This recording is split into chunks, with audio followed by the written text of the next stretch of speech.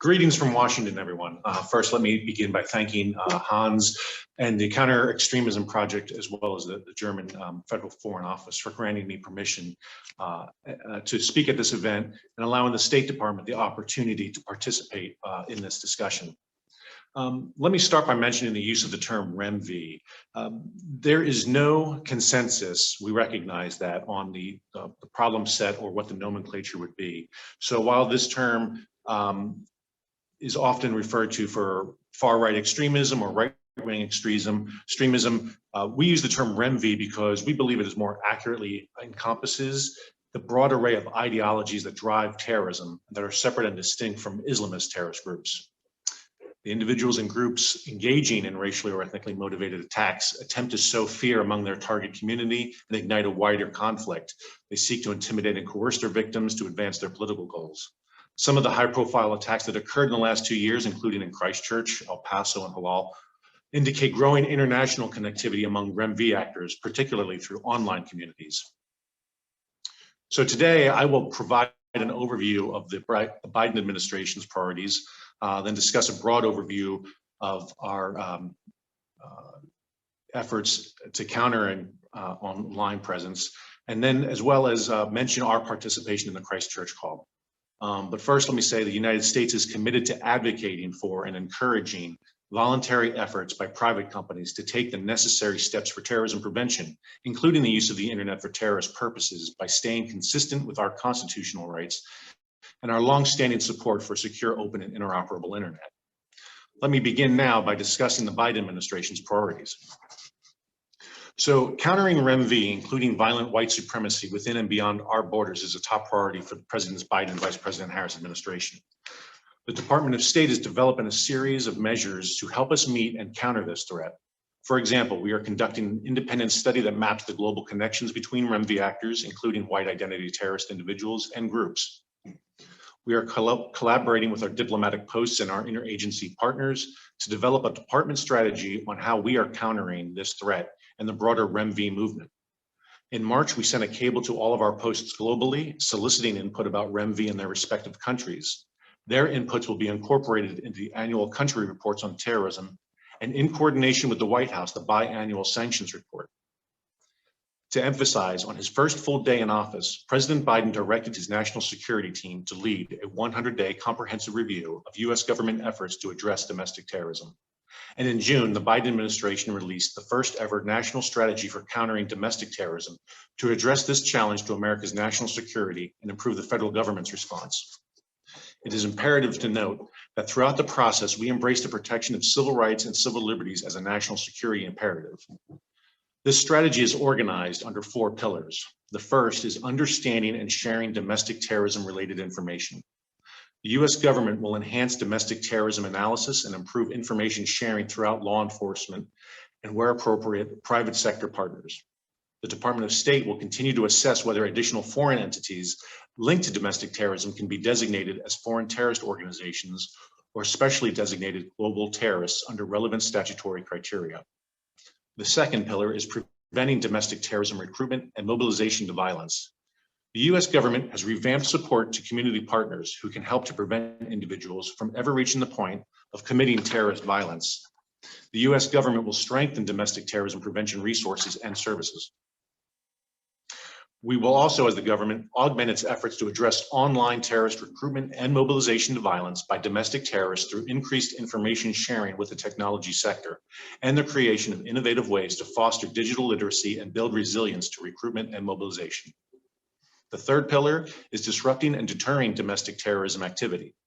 The U.S. government will increase support to federal, state, and local law enforcement in addressing domestic terrorism nationwide.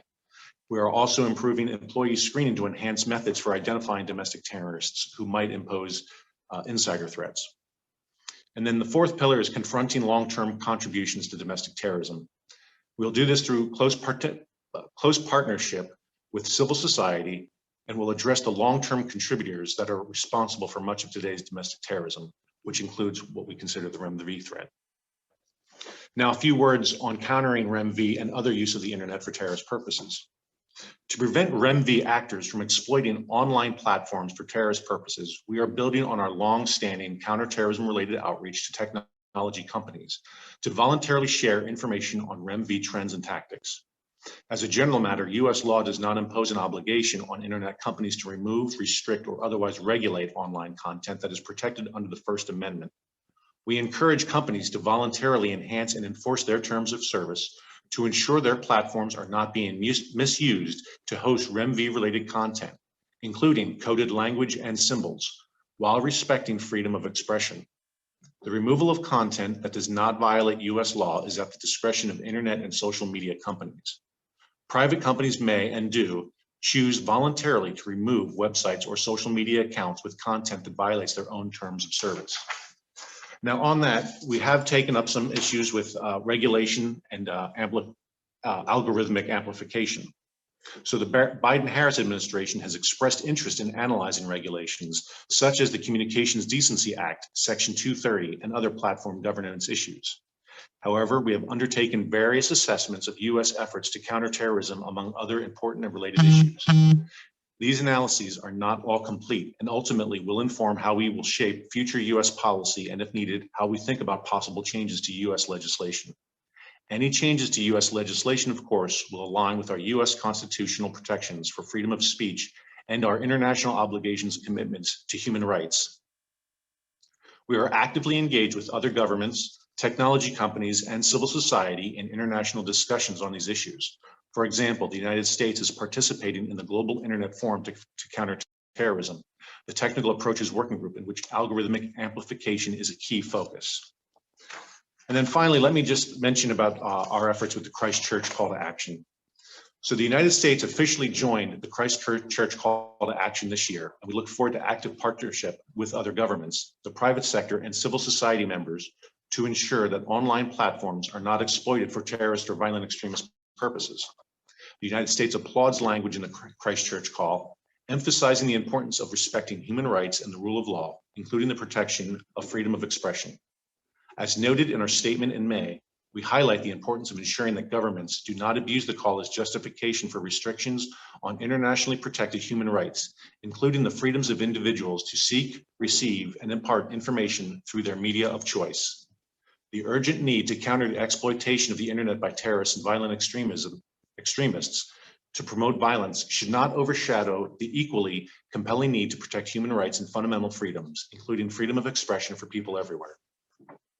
Let me conclude by saying REMV and violent extremism online remains a top priority for the U.S. The U.S.'s approach is a comprehensive whole of society approach, focusing not only on short-term gains, but on long-term resilience to terrorist messages. We continue to maintain that the most effective means to counter terrorists or other objectionable speech is not through censorship or repression, but through more speech that promotes tolerance. Thus, we emphasize the importance of promoting credible alternative narratives as the primary means by which we can undermine and counter REMV messaging. Building resilience is accomplished through cultivating critical thinking skills and online public safety awareness through education and community outreach. Working with civil society, companies, and communities to spread voices of tolerance and inclusion is critical to this matter. And with that, I'll just conclude. Thank you very much, Hans. I appreciate the time.